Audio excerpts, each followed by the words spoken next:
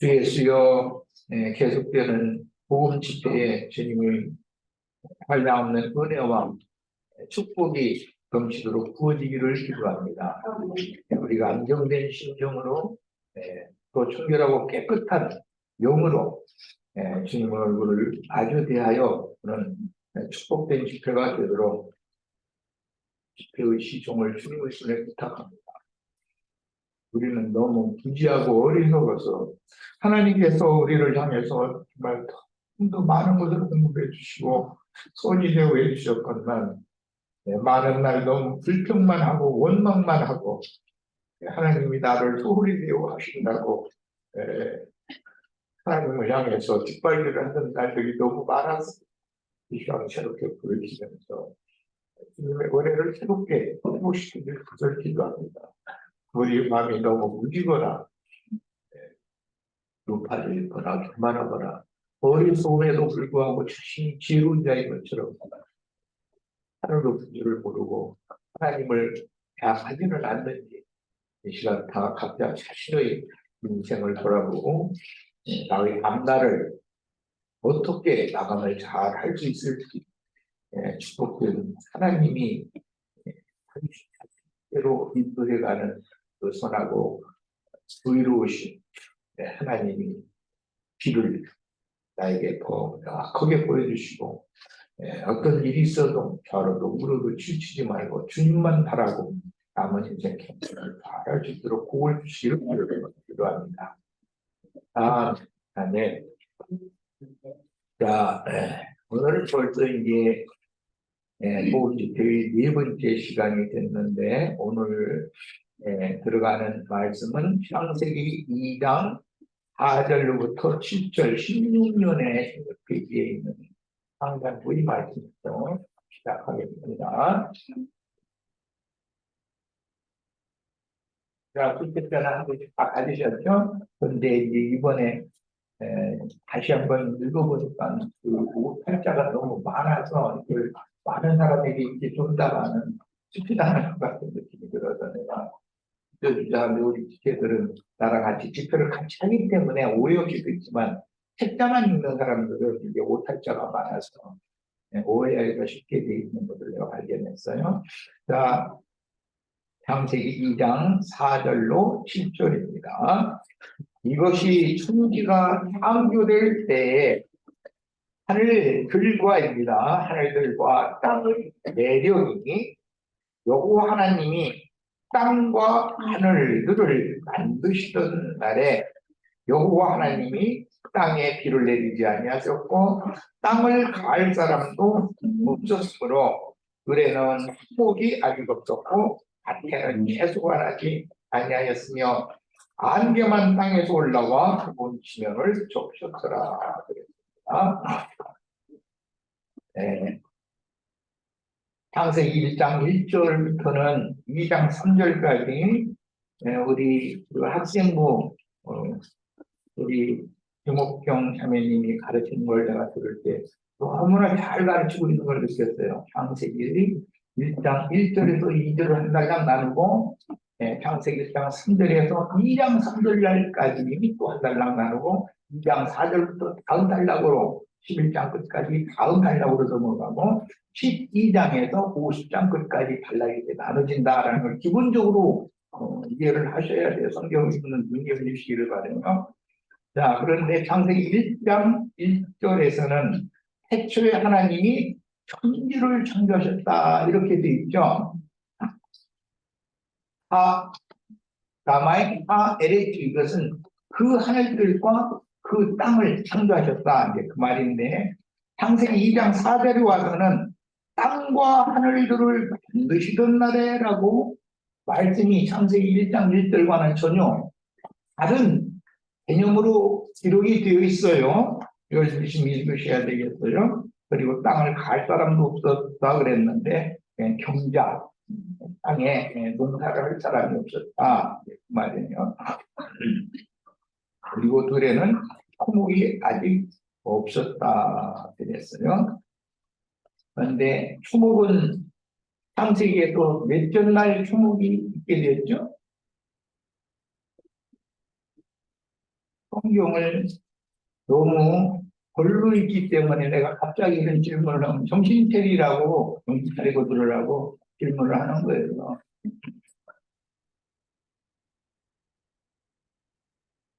셋째 날 빛이 있으라 그러셨고, 빛이 있으라 하신 그날에 후목이 있게 되었죠. 맞아요? 그리고 넷째 날은 궁창의 두 광명과 별들이 있게 해서 시간이 운행되도록 하셨어요. 그러면 사람보다 수목이 먼저 창조된 것이 사실이죠.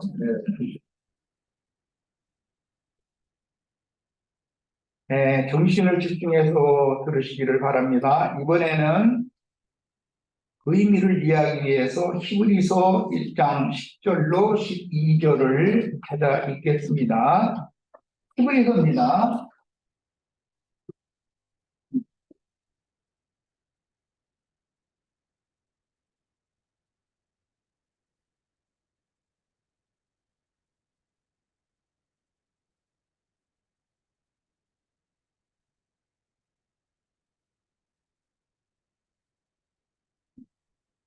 10절부터 12절을 씁니다.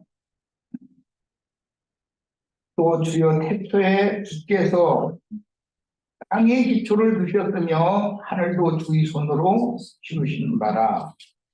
여기는 하늘이 앞에 기록된 게 아니라 땅이 앞에 기록됐죠. 창세기 1장 1절은 하늘이 앞에 기록됐지만 2장 4절은 땅이 앞에 기록됐다라는 거 말씀을 시작했어요. 지금 히브리인들의 그 센족의 언어 관습에 대해서 잠깐 더 말씀을 첨언하겠습니다.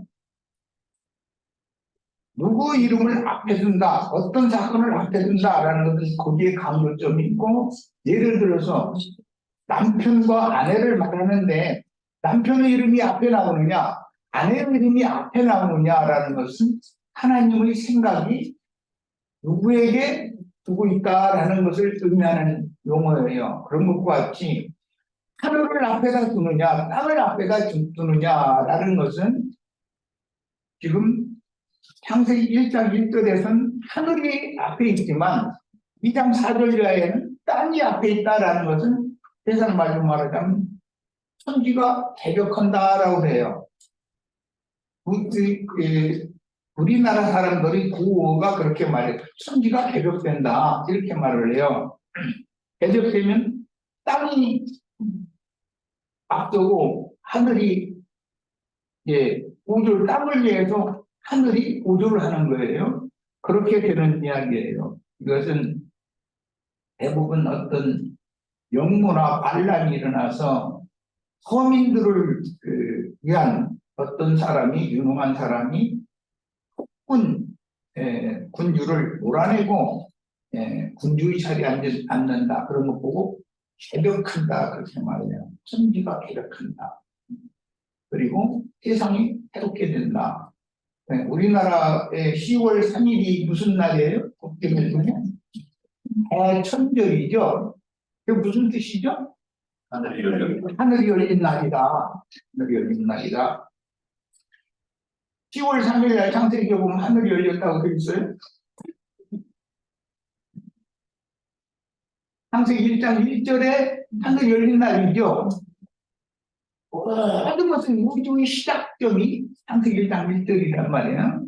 그런데 개천이라는 것은 그때가 빛이 사람들에게 명하도록 말하자면 국가가 세워졌다라는 뜻은 어떤 군주가 밝은 가운데로 그 백성들을 잘 선도하고 이끌어가고 배고픈 사람들 또 힘든 사람들을 어떻게든지 해서 도와서 함께 살아갈 수 있는 그런 세상을 시작했다 그런 말이에요. 그런 의미로 개천절기다 이렇게 절기를 히브리인들은 절기를 지르잖아요. 우리나라는 개천절이에요. 자, 그런 것과 같아요. 그것이 이제 태국 연월일인 것이죠. 자, 그런 의미를 잘 생각을 하시고 10절에 또 주여 태초에 같은 태초라는 용어인데 주께서 땅에 기초를 주시고 땅을 앞에 세웠어요. 창세기 1장 1절과는 좀 달라요. 창세기 2장 4절의 말씀과 지금 맞물리는 말이에요. 하늘도 주의 손으로 지으신다라. 그것들은 멸망할 것이나 땅에 기초를 두시고 하늘도 주의 손으로 지었는데 이것은 다 멸망할 것이라는 거예요. 그러면 예수님은 천지는 없어지겠으나 하늘 앞에 두고 땅을 뒤에 둔 말씀으로 천지는 없어지겠으나 내 말은 없어지지 아니하리라 이렇게 표현을 하셨죠. 그런데 여기서는 땅과 하늘이 없어질 거다, 멸망될 거다 그랬어요. 그건 멸망할 것이나 오직 주는 영존할 것이요. 그래서 주는 말씀이신 하나님이에요. 그것들은 다 옷과 같이 낡아지리니 의복처럼 갈아입을 것이요. 이것은 처음 하늘과 처음 땅은 큰 소리로 나가고 땅은 불로 살라진다. 이렇게 베드로후서에 이렇게 표현을 했죠. 항공 하늘이 큰 소리로 떠나가는 일이 있겠어요, 없겠어요? 하늘이 떠나가면 우주 공간이라면 없어지겠죠? 자, 그것들은 없어지고 낡아지고 갈아입는 것이다 그랬어요. 우리가 존재하고 생존하고 있는 이 우주 공간이라는 것은 내가 새 영과 새 마음을 얻어서 새 사람이 되면 그것은 흔히 말하는 이만희 씨가 지금 자꾸 주장하는 신천지가 되는 거예요. 그러면 처음 하늘과 처음 땅은 없어지는 거죠. 그리고 우리가 새 생명으로 영생할 수 있는 영원한 우리의 거처는 새 하늘과 새 땅이 되는 거예요. 자, 그런데 옷을 땅과 하늘을 옷이라고 비유를 했다 이거예요. 우주라고 하는 것이 나의 옷으로도 비유를 한다. 그 우주는 누구를 말하는 거예요? 그리스도를 말하는 거예요. 만유의 대주제가 그리스도죠. 만유 자체가 그리스도예요. 그러니까 처음 하늘과 처음 땅의 모든 만물과 만상과 만사들 이런 것들은 반드시 없어질 것들이다. 그것은 내가 육신을 입고 이 생에 잠시 잠깐 70 아니면 80년 사는 동안만 있는 거예요. 그 동안에 새 하늘과 새 땅이 나의 새로운 거처가 되지 않는다면 그 사람은 어차피 멸망받을 것이고 저주받은 것이고 신명기에 보면 하늘도 저주가 임했죠. 하늘이 돛과 같이 되고 땅은 철과 같이 되고 이렇게 했죠. 그런데 창세기에 보면 땅에도 저주가 임해서 저주가 또 갑절로 임해서 땅을 경작을 해도 그 효력을 낼 수 없는 땅이 된다고 그랬어요. 이것은 인간의 문명과 문화가 발전할수록 사람들이 교만해지고 높은 마음에 잡혀있기 때문에 즉 교만의 영인 마귀에게 사람들이 잡혀있기 때문에 인간 문화가 발전하고 인간 문명이 발전할수록 사람들이 저주가 임한다 그런 뜻이에요. 여기에서 우리를 불러내시는 거예요. 그것이 하나님의 부르심이에요. 그런데 부르시는 방법은 각 사람이 다 달라요. 어떤 사람은 어떤 상황에서 부르시고 어떤 사람은 어떤 상황에서 부르셔요. 그것은 전적으로 우주의 주인의 주관에 달려있는 문제이기 때문에 우리가 오늘 첫 시간에 누가 누구에 대해서 함부로 말하면 안 된다. 판단하면 안 된다. 자기가 신이 아니니까, 자기가 건물주가 아니니까. 누구는 그런 상황이 있다가도 은혜를 입고 주님께로 거처를 초소를 옮길 수가 있고, 누구는 불러도 초소를 도저히 옮기지 않을 수가 있습니다. 성경에는 이스라엘의 역사에서 크게 애굽에서 불러내는 말씀이 나와요.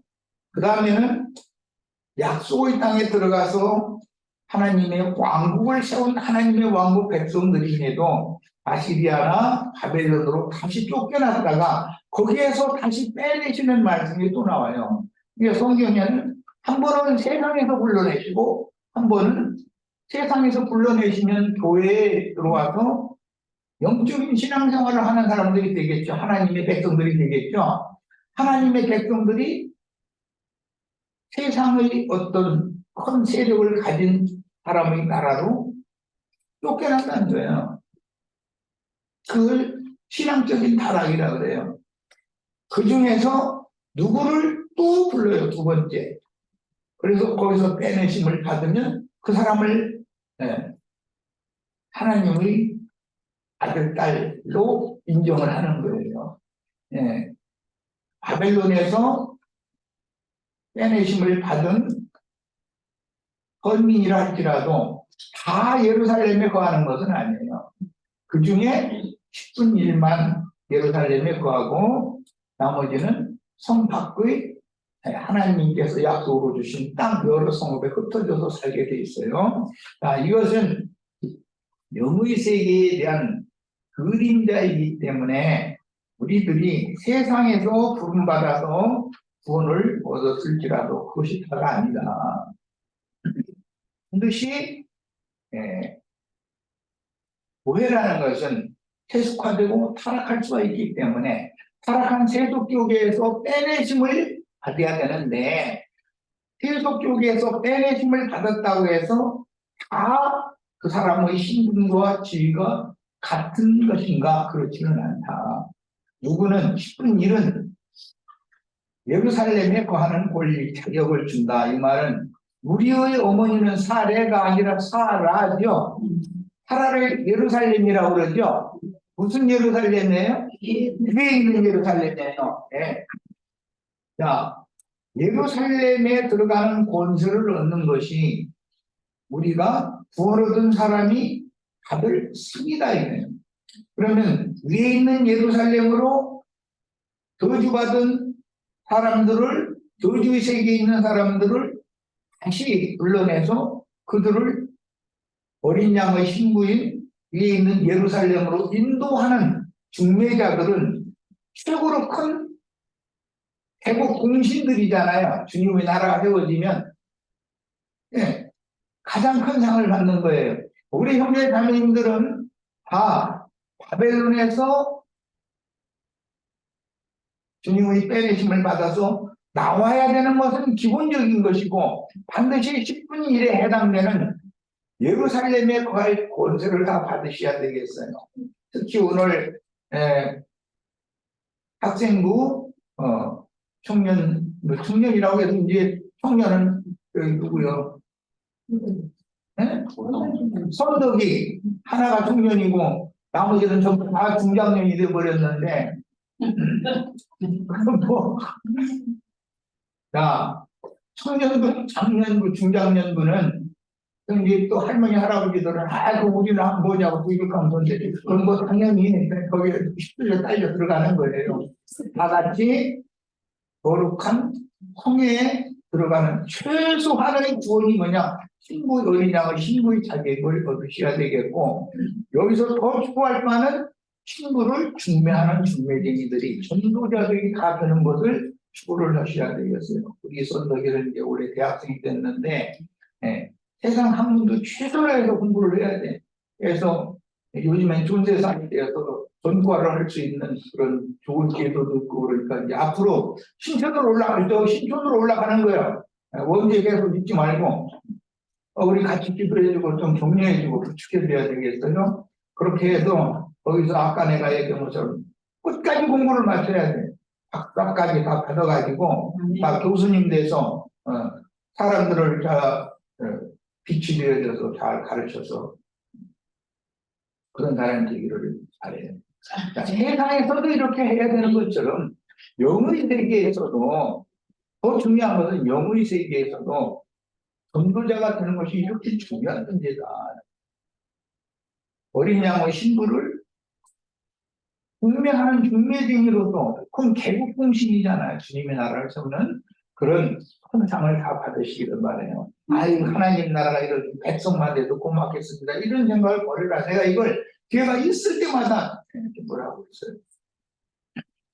자, 말씀이 이제 너무 저기로 나갔는데, 결론의 말씀을 보기 위해서 계시록 20장 11절을 보겠습니다.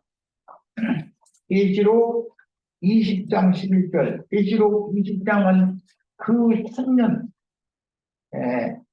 이방인의 때가 끝나고 이스라엘의 회복기를 말씀하는 것이 계시록 20장이죠. 자, 계시록 20장 11절을 한번 같이 봅니다.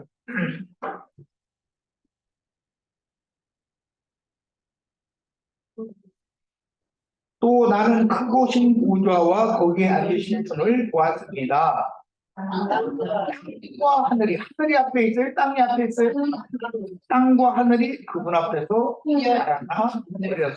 그랬는데 그 땅과 하늘은 없어질 것이고 낡아져가는 것이고 갈아입을 것이다. 이미 그렇게 됐죠. 그 말씀이 지금 이루어졌죠.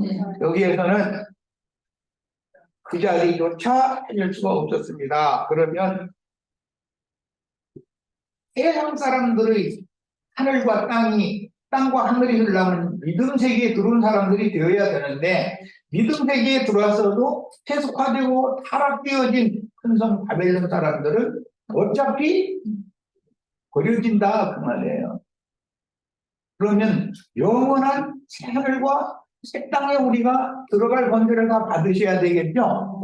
자, 이 성경이 말하는 의도에 대해서 명확한 이해를 한 다음에 이제 자료로 들어갑니다.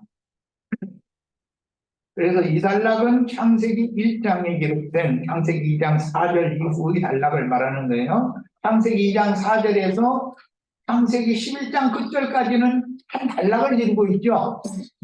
창세기 12장 1절 아브라함 얘기부터 시작해서 요셉이 애굽에서 죽어서 장사되는 것까지는 마지막 창세기 한 단락이잖아요.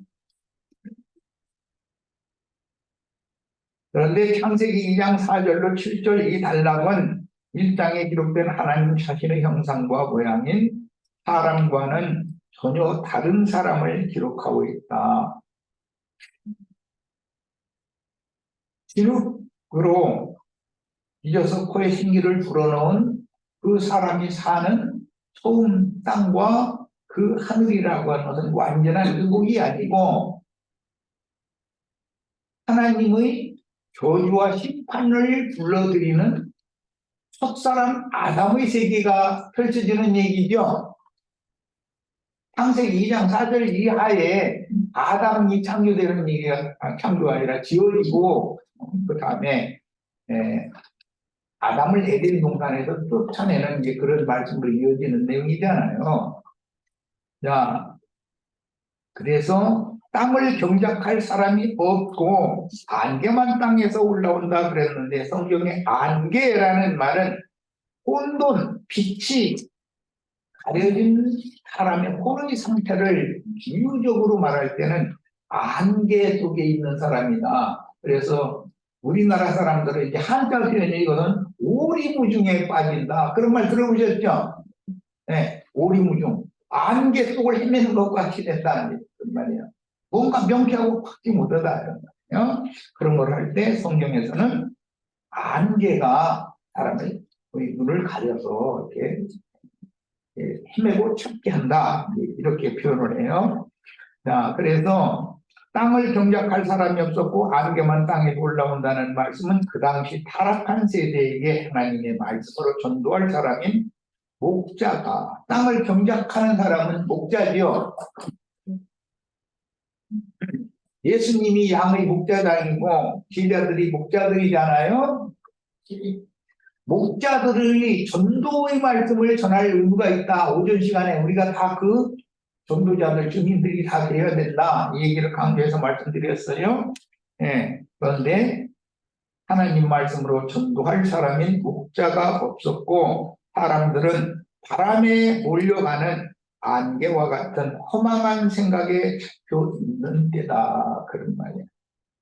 그런 데는 사자성어로는 오리무중을 헤맨다 이렇게 말을 해요. 그 안개문자죠 그게. 자, 사도행전 13장 10절로 11절입니다.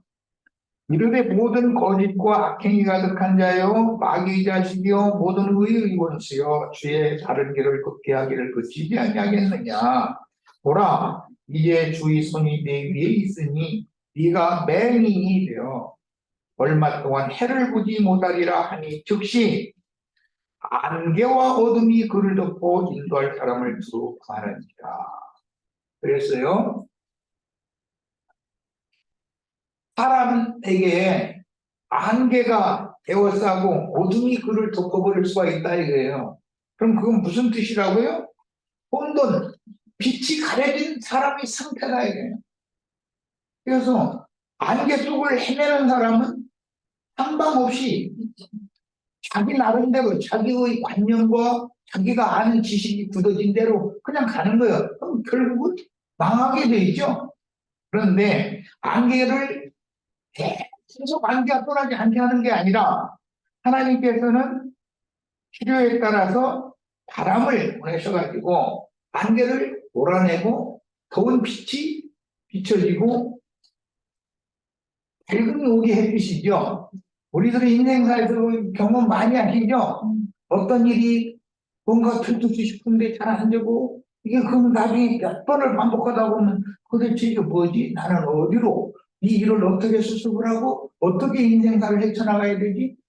그동안은 안개 중에서 오리무중에 빠진 사람이잖아요. 그러나 이제 하나님께서 퍼뜩하고 빛을 비춰주시면 안개를 몰아내시고 빛 가운데 나를 드러내시면 내가 어디를 향해서 어떻게 가야 된다는 거. 그때가 동서남북 방향 구분을 할 줄을 알게 되고 어디가 북쪽이고 어디가 남쪽인지 방향 구분을 할 줄 알아야 되잖아요. 사람이. 우리 저기 보성이 보고 내가 어릴 때 저거 어릴 때 아이고 네가 어디가 북쪽이고 어디가 남쪽인지는 아냐 같이 그런 말을 가끔 듣는데 내가 기억을 하나 모르겠네. 그러니까 이제 그 대미하고 선덕이 보성이 끓이고 다니면서 말씀 듣겠다고 이렇게 콩기로고 그런 거 보면 내가 최근에 많이 들어서 이제 그런 일을 많이 했는데 이제 벌써 천하에는 자라서 대학생이 됐습니다. 이제는 그 애미가 고생을 날짜가 이제 곧 끝나간다는 뜻이죠. 아이들이 이제 참 보성이 군대 갔다 오면 엄마 이제 엄마 가만히 집에 계셔 내가 알아서 함께 이제 그런 날이 곧 오지. 그러니까 왜 사는 다 이렇게 돌아가는 거예요. 그러니까 지금 현재만 바라보고 좌절하거나 낙망하거나 절대 절망하거나 이런 일이 없기를 바래요. 하나님의 손 안에서 항상 어떤 상황이어도 은혜를 보여야 돼요. 은혜에서 떨어져 나가면 그것이 제일 중요한 문제. 그거 끝나는 거예요, 인생이. 자, 베드로후서 2장 15절로 17절 그들이 다른 길을 떠나 미혹되어 두루의 아들 벨람에게를 따르는 거다. 그는 두리안 섯을 사랑하다가 자기의 불법으로 말미암아 책망을 받되 말하지 못하는 나귀가 사람의 소리로 말하여 이 선지자의 미친 행동을 이 선지자가 누구예요? 네, 벨람이에요. 벨람이 하는 짓이 나귀 타고 가면서 발락한테 가서 꾀를 누리려고 가는 짓은 미친 짓이죠. 제발 우리들도 혹시 여기는 예배당 나가서 목사 노릇하고 그런 다 없으니까 미친 드는 사람은 없는데 다행히 그럼 정신 차려야 돼. 미치게. 왜 그러고 그쪽으로 셀락한테 왜 가는 거예요? 부모님이 자식을 사랑하기 때문에 하나님 앞에 계시를 받은 선지자예요. 그런데 하나님의 계시를 이스라엘이 원수한테 팔아넘기러 가는 거잖아요. 그런데 이런 성경이 나와도 친구 목사님들은 이게 무슨 소리인지 몰라요. 그냥 나귀가 막 말을 막 갑자기 막 이렇게 방언 치겠다 막 이러고 앉았고 나귀가 말하면 방언하는 거예요. 네, 그렇죠. 나귀는 양으로 대속해야 되고 대속하지 않은 양은 어떻게 해야 된다고요? 목을 꺾어야 돼요. 그런데 나귀가 발람의 목을 꺾자고 달라들었어요. 지금 말하자면 반대로. 이 사람들은 어떤 사람들이냐? 물 없는 샘이요, 광풍에 밀려가는 안개다. 그런 사람들을 만나면 나의 인생이 오리무중에 빠지죠. 명확하게 내가 어디를 향해서 촛대가 어디이고 어디를 향해서 어떻게 가야 된다는 것이 없잖아요. 가르침을 받지 못하잖아요. 그래서 복음 집회가 계속 필요한 거예요. 느슨해지면 복음 집회에 참여해서 말씀을 들어야 돼요. 그러면 안개가 걷혀요. 그리고 인생의 향방이 딱 결정이 된다. 자, 그들을 위하여 캄캄한 어둠이 예비되었다. 안개 속을 헤매는 그런 사람들을 위해서는 어둠이 예비되었다 그랬어요. 자, 성경에 인용된 안개라는 이런 용어는 발람과 니골라 당에 속한 사람들인 거짓 목회자들이 바로 광풍에 밀려가는 안개다. 그렇게 됩니다. 그들은 계시가 없이 바람이 불면 즉시 사라질 세상 기옥의 목회자들인 거짓 선지자들을 일컫는 비유의 말씀이라는 것을 알 수가 있어요. 창세기 2장에 그 땅을 경작할 자가 없다. 즉 하나님이 보낸 목자가 없었고 그 땅에서는 안개만 올라왔다. 그 말은 거짓 선지자들만 온 땅에 행행했다. 그 말이겠죠. 자, 창세기의 이번에는 1장 7절로 넘어갑니다. 2장 7절로 넘어갑니다. 그러니까 아주 중요한 구절이 나왔어요. 여호와 하나님이 땅의 흙으로 사람을 지으시고, 이건 아까 욥기 10장에서 욥이 하나님 앞에 소장을 제기할 때 이미 우리는 저 시간의 말씀을 듣고 왔는데, 그게 창세기 2장 7절을 욥이 염두에 한 말이에요. 흙으로 돌아갈 때까지 얼굴에 땀을 흘려야 먹을 것을 먹으리니 얘가 그것에서 취함을 입었습니다. 너는 흙이니, 이 흙이라는 말은 티끌, 재로 번역할 수 있다. 그 다음에 너는 흙으로 돌아갈 것이니라.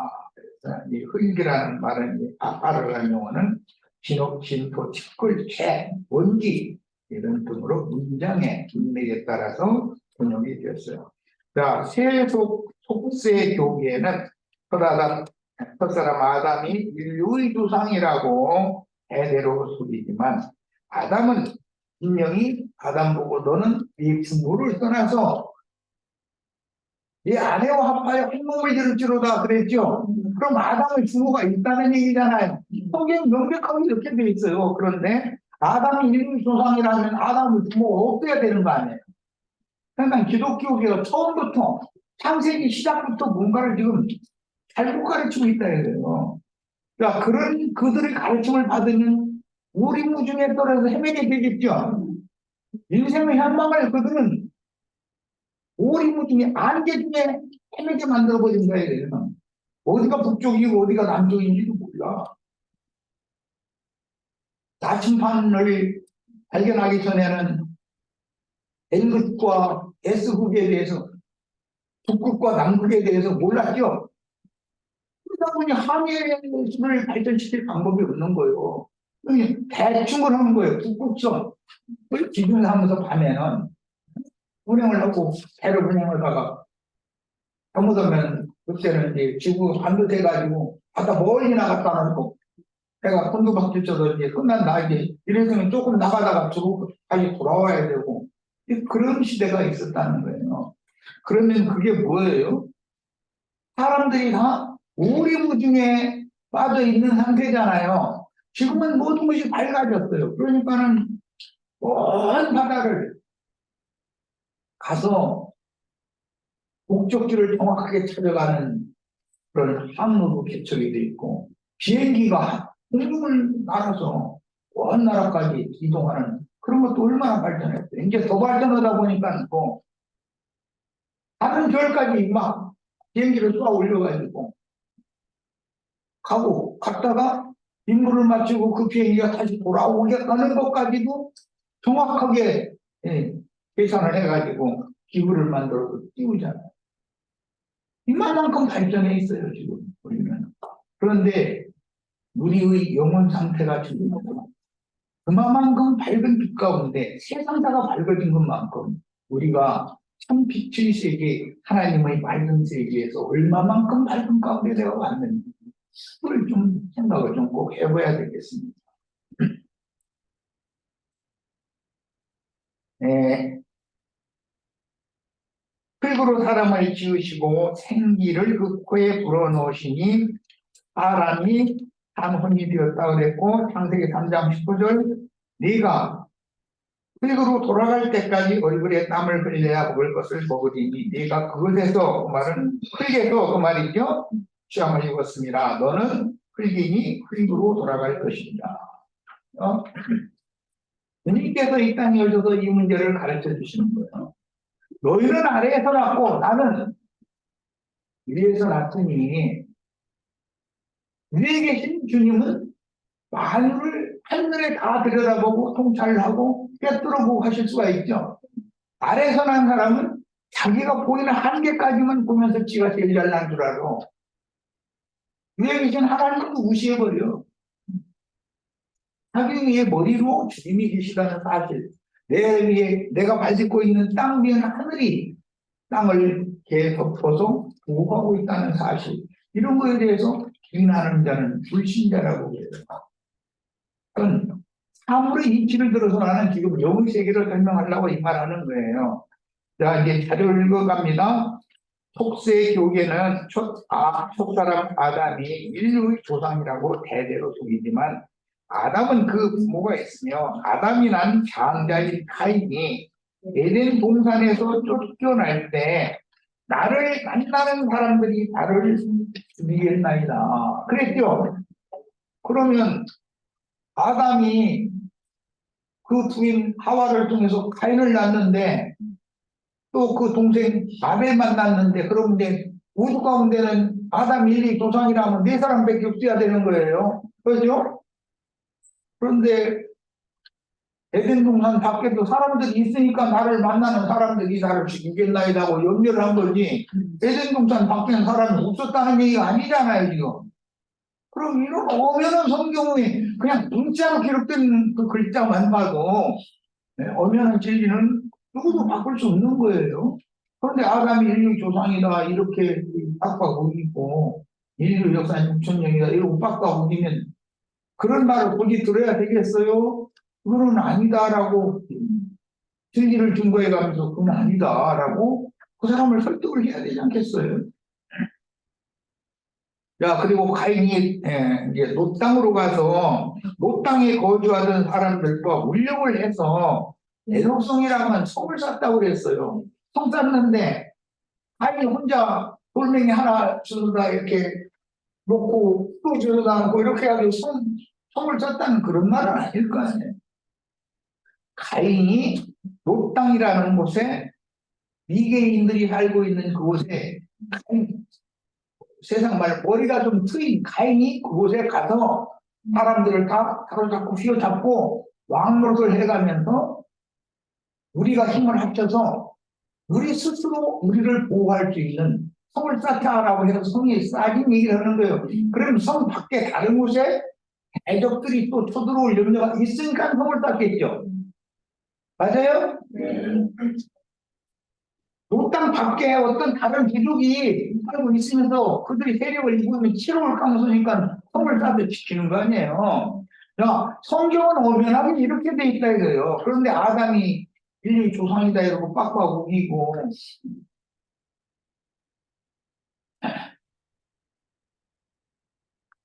한국은 사람보다 나흘이나 앞에 창조됐다고 빡빡 우기고 해살들은 사람보다 사흘 앞서서 창조됐다 이러고 빡빡 우기고 이건 그 사람이 이게 우리가 이제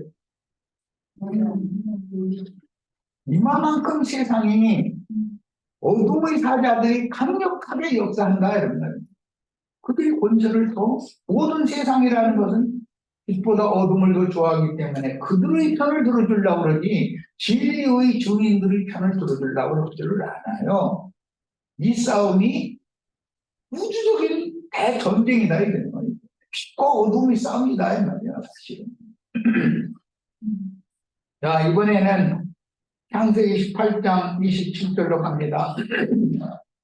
아주 중요한 말씀이 나와요. 아브라함이 말씀하여 가로되, 이것은 장막문에 있다가 야훼 하나님과 두 천사가 아브라함 집을 찾아오셨죠. 그때 아브라함에게 슬쩍 기침을 한 거예요. 소돔과 고모라와 아드마와 스보임, 그 지역 인간들이 죄악이 하늘에 반영하도록 모든 죄악이 하늘에 이르렀다. 미쳤다. 만약에 내 귀에 들리는 이 말이 사실이면 내가 소돔 전역을 다 불러 멸해버릴 거다. 아브라함한테 일부러 기쁨을 해주시는 거예요. 그거 뭐라 그래요? 계시를 해줘라, 계시를. 하나님의 선지자니까 아브라함은. 그래서 그 말씀을 듣고 나니까 아브라함은 누구를 생각해요? 수동 속에서 성문에 앉아서 장로를 하고 있는 조카 롯을 생각할 수밖에 없는 거예요. 그러니까는 롯을 좀 구원하기 위해서 지금 사정을 하나님께 말씀을 드리는데, 아브라함이 말씀하여 가로되, 자신을 뭐라고 표현하냐면 티끌과 같은 나라도 감히 죽게 권하겠다. 이런 사람이 오늘 내가 하나님 앞에서 나는 티끌이 일어나지 않는다. 어제 우리 중점으로 말씀 나눴어요. 애국 땅을 하나님의 지팡이로 치니까 티끌이 날렸는데 그게 다 뭐가 됐다고요? 이가 됐어요. 또 한 번을 하나님의 지팡이로 치니까 뭐가 나타났어요? 네, 독종이 하였어요. 자, 이런 것을 염두에 꼭 두셔야 돼요. 성경을 읽을 때는. 나라는 존재는 뭔가를 알아야 된다 이거예요. 나는 피조물로서 동물주 앞에 나는 뭔가, 나는 누구인가, 나는 지금 어디에 있는가, 이것을 모르고 살면 방향을 아는 사람이요, 어장밥 없이 사는 사람이요, 오리무중을 헤매는 인간이요. 그러면 지가 잘났대. 뭐 쪽쪽에 신학적으로 무슨 뭐 인간적으로 뭐 쪽으로 그냥 쪽쪽에 사람이 이 사람 못 당해. 우리 선생님 공부 열심히 했으면 잘 되지만 나중에 어른 돼가지고 쪽쪽으로 하지. 그럼 큰일 나. 이지를 중과하는 주님이 계셔요. 자, 욥기 21장 25절 26절, 어떤 사람은 마음에 고통을 품고 죽음으로 욥이 자신을 한탄하느라 하는 그에게 행복을 맛보지 못하는, 이 둘이 배 한 가지로 티끌 속에 넣고 그들에게는 뭐가 덮인다? 구더기가 덮인다. 출애굽기에서는 이 구더기라는 말을 뭘로 번역이 됐어요? 이라고 번역이 됐어요. 티끌을 치니까 티끌이 날려가지고 전부 이가 되어져가지고 사람과 짐승들에게 다 달라붙었더라는 거예요. 자, 그러면 나라는 흙에서 취함을 입은 천연적인 인간은 뭐예요? 결국 구독이다 그 말이죠. 사실은 우리 이 혈육의 몸이 무너져서 흙 속에 장사되어지면 이제 내가 이제 곧 이제 죽으면 우리 이제 아들 오고니 딸이 와서 나를 갖다 이제 장사하겠죠. 그런데 나는 이미 얘기를 해놨어요. 나 구더기 밥 되는 거 싫으니까 아예 저기 그냥 간단하게 조리를 해도 하고. 그래도 매장 안 할 거예요. 그래서 나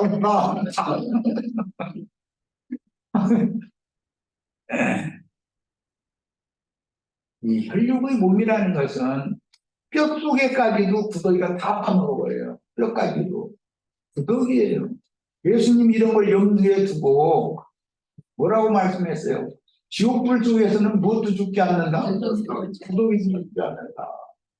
그것이 지옥 귀신들이 된다 그 말이에요. 우리들은 영원한 멸망의 세계 지옥 귀신들라고 세상에 사람으로 태어난 게 아니잖아요. 천국의 아들들, 천국의 자녀들이 되려고 세상에 우리를 보내셨고 이런 전도의 말씀을 듣게 해주시는 거예요. 사람이니까 그래요. 영을 가진 사람이니까. 사람이나 이 말 알아들어요. 짐승 보고 토끼가 아무리 이쁘고 뭐 여우가 이쁘다고 해서 뭐 소가 뭐 힘은 세고 일을 성종 잘하고 일 잘해도 수보고 지금 보건집회 참여하라고 수보고 속 끌어다하는 거 내가 여기 왔는데 이게 지금 증거하면 소가 하다 보세요. 왜? 짐승이니까 못 알아듣는 거예요. 하나님의 언어를 짐승이 어떻게 알아듣겠어요? 이것은 비유라. 세상 나라에서 나달란지 하는 그런 사람들이 하나님이 보시기에는 하나님의 말씀을 읽어도 들어도 기도해도 전혀 깨달음이 없는 자들은 다 짐승들이라 왜요? 짐승들이에요. 짐승들한테 보험 전하면 듣습니까? 자기 아직 자기 안다운 지식이 갖고 있는데 그런 사람들을 어떻게든지 해서 한 명이라도 설득을 하셔야 돼요. 그래서 네. 내년 봄에 이제 1년에 이제 지금은 여러 가지 사정 때문에 한 번씩밖에 집회를 못 했는데 1년에 2번씩은 할 거예요. 그런데 이제 그때는 우리 형제 자매님들 그동안 돈 많이 벌어가지고 그때는 내가 헌금 내라고 이제 그럴 거예요. 나 생년가에 되면 헌금 내라고 왔는 사람인데 그때는 여기 이 아래 저기 그 호텔 운영하는 사람들한테 우리가 돈 안 보태줘도 돼요. 우리 지체들한테 중앙에만 보태주면 정당한 값을 내고 이 아래 다 사용하는 거예요. 어떤 기관을 우리가 필요한 기관을 딱 미리 예약을 해가지고 꼭 그렇게 난 하려고 그래요. 앞으로는 이 복음 집회를 하는 거에 대해서 깊은 기대한 관심을 다 기울이시기를 바랍니다. 그동안에 돈들 부지런히 벌었어요. 어디다 쓰려고 여기에 쓰려고. 네, 이 말은 이제 내일 헤어지기 전에 언제쯤 할까 하는 게 우리 지체들이 잘 상의해가지고 결정하세요.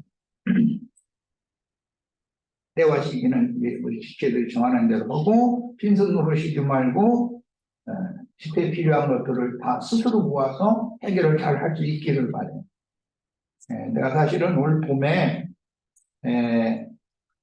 어떤 세속교계 거기에 잠깐 이렇게 좀 한 두어 달 전도를 이루러 하면 이제 거기 그 목사를 이제 전도를 해보려고 나갔는데 그때 마침 그들의 그 복음 집회, 전도 집회가 있었어요. 그들은 이제 흔히 말씀 사경회 또는 부흥회 이렇게 말을 하는데 부흥 강사가 와가지고 그 말씀 증거를 하는데 많은 꼬맹이들까지 다 데리고 나왔어요. 야, 사람들 참 신경 잘한다. 내가 그걸 느꼈었어요. 그리고 뭐 봉사하는 게 착착착 보면 뭐 너무 잘하는 거예요. 우리들도 다 신앙생활에는 그런 열성을 가지시기를 바랍니다. 이제 이건 가회 얘기니까 이 얘기 이제 그만 이 정도 하겠습니다.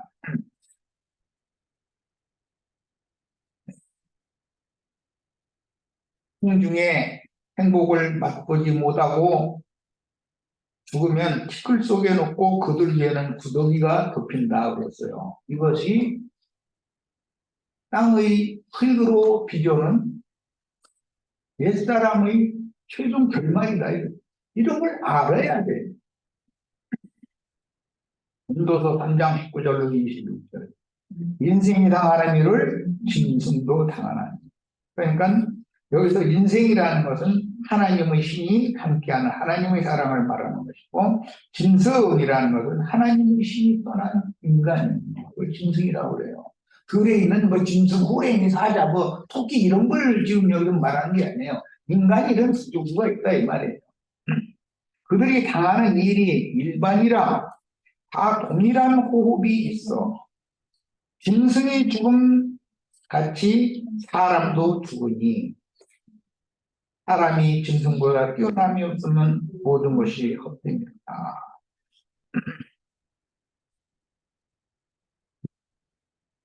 하나님의 말씀, 하나님의 영이 그 사람의 심령과 그 사람의 마음에 임재해서 함께 거하지 않는 모든 인간을 하나님 보실 때는 사람으로 보시지 않아요.